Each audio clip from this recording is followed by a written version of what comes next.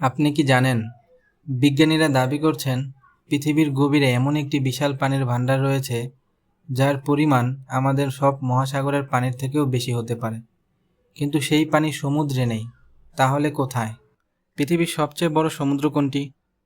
প্রশান্ত মহাসাগর, তাই না? কিন্তু অবাক করা বিষয় হলো, বিজ্ঞানীরা এমন এক বিশাল পানির ভাণ্ডারের সন্ধান পেয়েছেন যা পৃথিবীর পৃষ্ঠে নয়, বরং প্রায় 660 কিলোমিটার গভীরে লুকিয়ে আছে। তবে এটি কোনো বিশাল হ্রদ বা সমুদ্র নয়।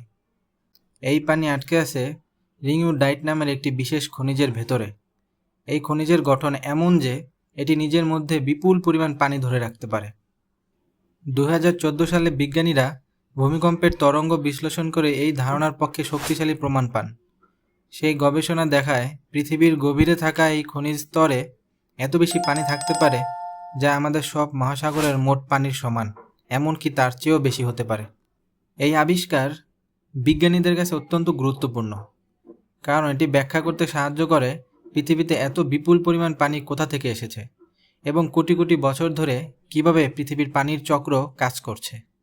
তবে একটা বিষয় মনে রাখতে হবে, এই পানি আমরা কখনো পান করতে পারবো না, কারণ এটি তরল অবস্থায় কোনো সমুদ্র নয়, বরং অত্যন্ত উচ্চ তাপমাত্রা ও চাপে খনিজের ভেতরে রাসায়নিকভাবে আবদ্ধ রয়েছে।